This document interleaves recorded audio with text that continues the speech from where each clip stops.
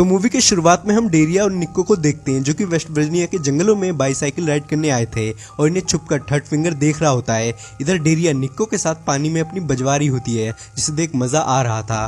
खैर फिर ये राइड करने लगते हैं। इधर थर्ड फिंगर इनके पीछे दौड़ता है। तभी डेरिया को निक्को की चीखने की आवाजें आती है जिससे वो भाग के उसके पास पहुंचती है। तभी इन पर थर्ड फिंगर तीर चलाता है जिससे ये भागते हैं, पर तभी थर्ड फिंगर तीर निक्को के आर पार कर देता है जिससे वो वहीं दम तोड़ देता है। तभी सौतूत इस पर कुल्हाड़ी फेंकता है जिससे ये साइकिल से यहाँ से भागने लगती है, पर तभी कटीले तार इसके आंखों में घुस जाती है और तीनों भाई इसे पकड़ लेते हैं। फिर थर्ड फिंगर इसकी गर्दन धड़ से अलग कर देता है।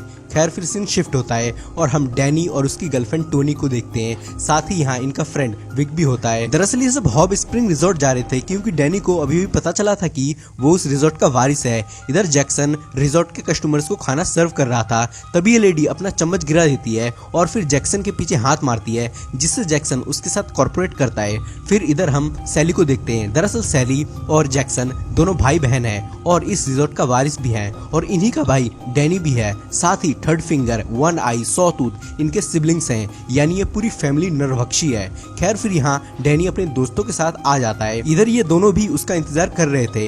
इन्हें लगा था कि डैनी अकेला आएगा, इसके दोस्तों को देख इन्हें अच्छा नहीं लगता। तभी यहाँ उसके बाकी के दोस्त भी आ जाते हैं जिससे जैक्सन उनके साथ कॉर्पोरेट करता है। फिर ये सब अंदर आते हैं। डैनी के दोस्तों को यह जगह अच्छी नहीं लगती पर डैनी को यह अच्छा लगता है और वो कहता है यह हिस्टोरिकल प्लेस है, फैसिनेटिंग प्लेस है, हमें कम से कम यहाँ 2 हफ्तों तक रुकना चाहिए, जिससे सब मान जाते हैं। इधर ये बुढ़िया जैक्सन को याद कर रही होती है। तभी कोई डोरबेल बजाता है जिससे इसे लगता है कि जैक्सन होगा, पर बाहर कोई नहीं होता और इसे किसी की आहट आती है। तभी इस पर कोई कुल्हाड़ी फेंक के मारता है जिससे जैक्सन यहाँ आता है और फिर इसकी गर्दन मरोड़ देता है। इधर ये सब रिजॉर्ट को देख खुश होते हैं और फिर स्विमिंग पूल में आते हैं और इनका दोस्त पूरा नंगा हो जाता है। इधर टोनी डैनी से खुश होती है क्योंकि वो इस रिजॉर्ट का मालिक बन चुका है, जिससे वो उसे किस करती है, जिसे देख सैली को जलन होती है। फिर जैक्सन रॉड और जिलियन को उनका कमरा दिखाता है जो कि इन्हें पसंद नहीं आता, जिससे जैक्सन कहता है कि हमें पता नहीं था कि डैनी के साथ उसके दोस्त भी आएंगे, इसलिए अभी तो सिर्फ यही रूम है। फिर जैक्सन चला जाता है। इधर टोनी डैनी को मेडिसिन देती है क्योंकि उसे कोई बीमारी थी।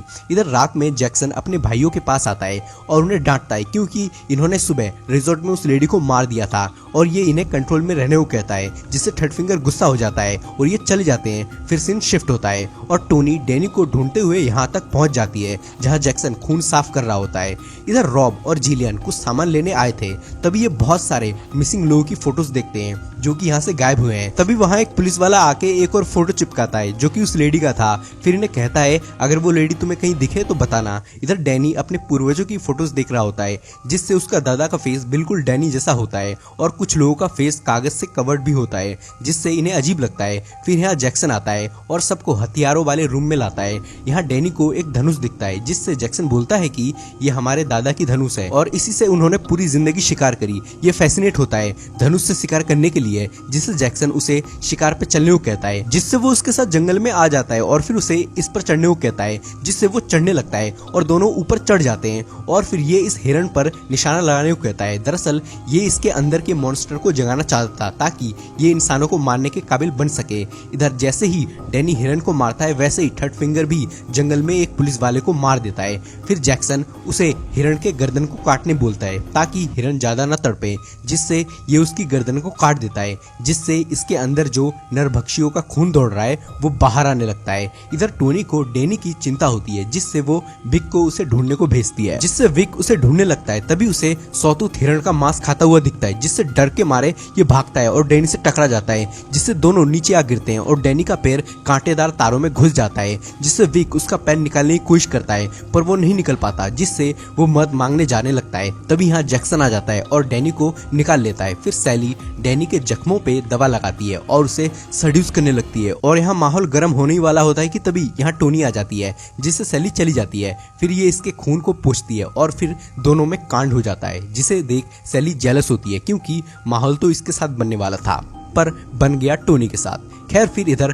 पुल में रॉब और जिलियन लगे पड़े थे और बढ़िया कार्यक्रम चल रहा था। तभी यहाँ इनके दोस्त आ जाते हैं और इन्हें छेड़ देते हैं, जिससे जिलियन इन्हें डांटती है। फिर ये चले जाते हैं। फिर जिलियन बिकनी में डांस करती है। इसके बाद सुबह डैनी उसी हिरण को याद करता है और खुश होता है। फिर अपनी मेडिसिन को पानी में फेंक देता है क्योंकि अब उसे ये मेडिसिन उतना सुकून नहीं दे रही थी जितना उस शिकार ने उसे दिया था। इसके बाद रॉब वापस डैनी को सिटी चलने को कहता है पर वो यहाँ से नहीं जाना चाहता था और सबको यहीं रुकने को बोलता बोलता है, जिससे जिलियन रॉब को वापस सिटी चलने को कहती है, पर रॉब सबको अकेले छोड़कर नहीं जा सकता था, जिससे दोनों में बहस होती है। तभी इसे जिलियन के बैग में कोई एंटिक स्टैचू दिखता है जो इसने चुराई थी यहाँ से, जिससे रॉब को भी लालच आता है और दोनों और भी स्टैचू चुराने लगते हैं। फिर रॉब को एक बेसमेंट का दरवाजा दिखता है, जिससे दोनों नीचे जाने लगते हैं ताकि इन्हें और भी कोई कीमती चीज मिल सके। पर यहाँ बहुत बड़ा एंटिक स्पा होता है जहाँ बीच में लोग इंटरकोर्स करते थे और चारों तरफ से लोग उन्हें देखते थे, जिससे जिलियन भी यहाँ इंटरकोर्स करना चाहती थी, जिससे रॉब भी उसकी लेने लगता है। और यह सब सैली देख रही होती है, जिससे उसकी भी हवस जाग जाती है और इन्हें देख ये बहुत गर्म हो जाती है। तभी हाँ तीनों भाई आ जाते हैं और रॉब के सर पर मारते हैं। फिर जिलियन को पकड़ उसकी टांगे उखाड़ लेते हैं, जिससे वो तड़प तड़प के मर जाती है। ये रॉब को भी मारने वाले होते हैं कि तभी सैली यहाँ आ जाती है और इन्हें रोकती है, क्योंकि वो रॉब से अपनी हवस पूरा करना चाहती थी। फिर ये रॉब के ऊपर चढ़ जाती है और मजे लेने लगती है। तभी जैक्सन उसे रोकता है और उसे डैनी के लिए प्योर रहने को बोलता है, जिससे ये तकिए से इसका दम घोटने लगती है, साथ ही चरम सुख की अनुभूति भी करती है। इधर टोनी डैनी को वापस शहर चलने को कहती है, पर डैनी कहता है अब ये मेरा घर है, मैं यहाँ से कहीं नहीं जाऊंगा, तुम्हें जाना है तो जाओ, जिससे यहाँ दोनों में बहस होती है और टोनी रोने लगती है। फिर इधर जैक्सन सैली डैनी को अपने फैमिली मेंबर्स से मिलाने की बात कर रहा होता है, जो कि विक सुन लेता है। ये दोनों रात में डैनी को जंगल के अंदर ले जा रहे थे और विक भी इनका पीछा कर रहा होता है। ये डैनी को एक गांव में लाते हैं जहाँ सब डिकम्पोज नरभक्षी रहते थे और यही इनकी फैमिली थी। फिर ये डैनी को कुछ नशीली चीज पिलाता है और उसे अपने परिवार की नरभक्षी होने की बात बताता है, साथ ही उसकी ब्रीड कमजोर होती जा रही थी, जिससे वो सैली और डैनी को आपस में इंटरकोर्स करने को कहता है ताकि वापस सॉटूथ थर्ड फिंगर की तरह ताकतवर ब्रीड पैदा हो सके।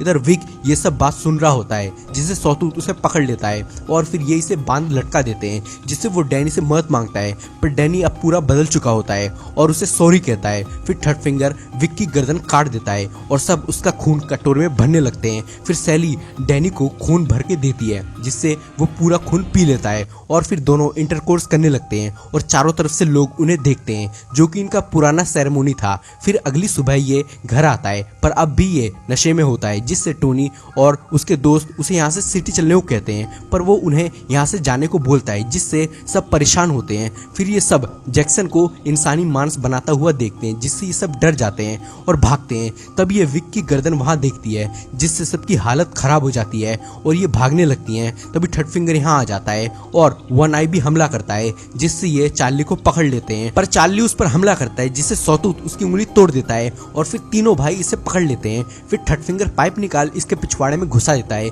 जिससे पेट में पानी भर पेट फट जाता है। इधर टोनी डैनी को अकेला छोड़कर नहीं जाना चाहती थी, पर ब्रायन उसे रोकता है, पर वो भागकर यहाँ से एक बंदूक उठाती है। इधर ब्रायन उसे आवाज लगाता है, पर तभी ये दोनों इसके सामने आ जाते हैं, जिससे वो यहाँ छुपता है। पर तभी ट्रैप उसके पैर में घुस जाता है, जिससे उसे बहुत दर्द होता है। तभी उसे खींच बाहर लाते हैं और फिर उसे ही मार देते हैं। इधर ये डैनी को ढूंढ रही होती है, तभी यहाँ सैली आ जाती है, जिससे ये उसके मुंह पे बंदूक मारती है, जिससे सैली उस पर हमला करती है और उसके बालों को पकड़ उसका मुंह खोलते हुए पानी में डालने लगती है। पर ये सैली का ही मुंह पानी में डाल देती है, जिससे वो बदसूरत हो जाती है। फिर ये बंदूक उठा उसके टांगों पर गोली मारती है। तभी यहाँ डैनी आ जाता है और उसे डांटता है और कहता है, तुमने मेरी फैमिली के साथ ये क्या किया, मैंने तुम्हें जाने को कहा था ना।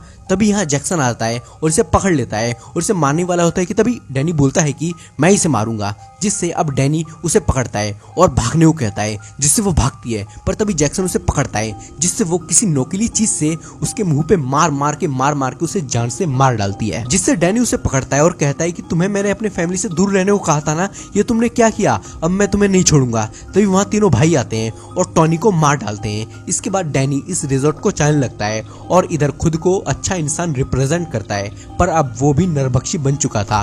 फिर ये अपने भाइयों को लेके इस एंटिक स्पा आता है और फिर सैली को उठा के बीच में लाता है और फिर उसके साथ इंटरकोर्स करने लगता है, ताकि ये सॉटूथ थर्ड फिंगर की ही तरह एक ताकतवर ब्रीड को पैदा करे। इसी के साथ मूवी का द एंड हो जाता है। Thanks for watching and please subscribe. और ये रॉन्ग टर्न मूवी का लास्ट पार्ट था। आपको एक्सप्लेनेशन कैसी लगी कमेंट करके बताओ, मैं आपके कमेंट्स पढ़ता हूँ।